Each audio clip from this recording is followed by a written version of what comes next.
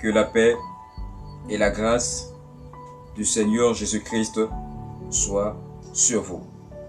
Selon toi, qui crois-tu que tu es pour le Seigneur Jésus-Christ? Si tu n'as pas de réponse, je te dirai qui tu es pour le Seigneur Jésus-Christ. Jésus-Christ est ton maître et tu es son serviteur. Lorsque Jésus-Christ rentre dans sa dimension de gloire, tu deviens son fils ou sa fille. Pourquoi je le dis? Parce que la parole de Dieu nous dit que Jésus-Christ nous révèle que Jésus-Christ est Dieu. Si Dieu est Jésus-Christ, alors Dieu qui étant le Père, qui était en Christ le Fils, alors Jésus-Christ étant le Père, nous sommes enfants de Dieu et Dieu est notre Père. Mais sur cette terre, nous sommes disciples de Christ. Parce que Christ s'est fait, Christ qui est Dieu s'est fait chair. Et lorsqu'il prend la forme humaine, la Bible nous enseigne que lui qui, dans le livre d'Éphésiens, était rempli de la gloire de Dieu, s'est lui-même dépouillé en se faisant serviteur. Alors, frère, alors tu connais qui tu es et tu connais quelle est ta place que le Seigneur te réserve dans les cieux. Ne te soucie pas de ce que tu n'obtiens pas sur cette terre, c'est-à-dire les choses matérielles.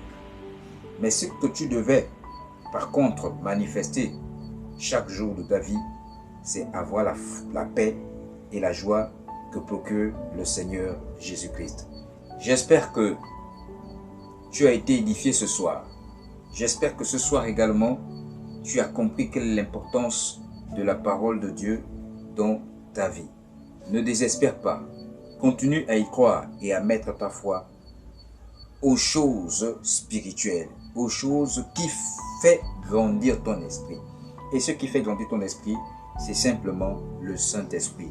Le Saint-Esprit va te donner des vertus et ces vertus-là, tu vas les recevoir. C'est ce qui va te rendre mature. Ça voudrait dire que devant l'adversité, devant les obstacles, devant l'épreuve de ta foi, tu auras la paix et la joie.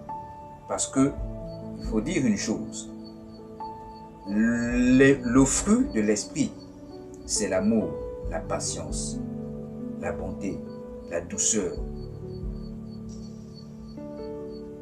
la maîtrise de soi. Vous voyez, ce sont des choses que nous devons demander au Saint-Esprit. Pourquoi? Parce que nous sommes tous appelés un jour à quitter la terre. C'est pourquoi nous ne devons pas nous engraisser. Nous devons nous contenter de ce que nous pouvons avoir, ce que Dieu nous donne. Dieu nous donne selon nos besoins. N'envie pas celui qui a certainement les biens matériels. Même s'il est un frère dans la foi. Dieu lui a donné parce qu'il doit manifester Christ au travers des biens qu'il a en faisant quoi? En pratiquant en pratiquant la libéralité envers l'Église, c'est-à-dire moi, toi et les serviteurs de Dieu en leur soutenant. C'est-à-dire le serviteur de Dieu n'est pas appelé à s'engraisser, mais ce qui est utile pour lui, c'est d'avoir. Parce que Paul le dit, que lorsqu'il encourage l'Église à soutenir les hommes de Dieu, c'est dans quoi? Dans le fait qu'ils aient de quoi à manger lorsqu'ils devaient aller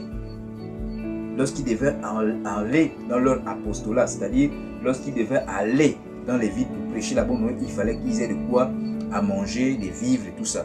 C'était ça l'objectif du message de Paul.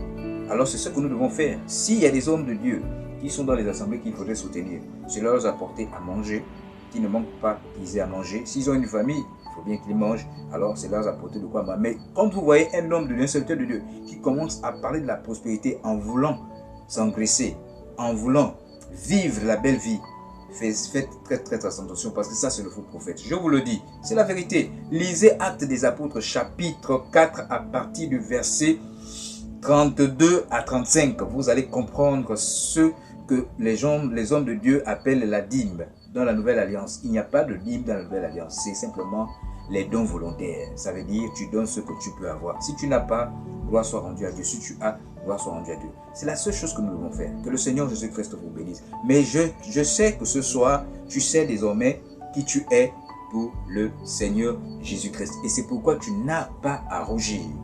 Même si tu ne bénéficies pas des biens de cette terre, tu n'as pas à rougir. Au contraire, tu dois te réjouir, avoir la joie, à continuer à promulguer, à faire la promotion du Seigneur Jésus-Christ parce qu'il t'a choisi pour faire sa promotion, pour parler de lui. Que le Seigneur vous bénisse, que le Seigneur bénisse également les âmes qui appartiennent à Christ mais qui n'ont pas encore ouvert leur cœur à Christ afin qu'ils rentrent et ils demeurent en eux. Parce que le salut est proche de vous et que le Seigneur Jésus-Christ arrive bientôt. Il faudrait qu'il trouve son église mature parce que c'est la maturité de l'église. Quand elle sera atteinte, le Seigneur viendra dans toute sa gloire chercher son église et que nous allons avec lui dans notre royaume, parce que notre royaume, c'est pas sur cette terre.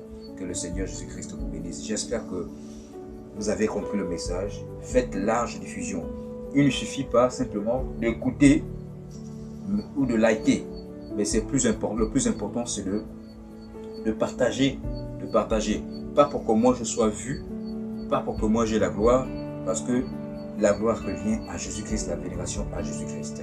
Mais simplement, c'est pour faire entendre, ou que ceux-là, le plus grand nombre, puissent entendre ce que dit le Seigneur Jésus-Christ au travers de ma bouche.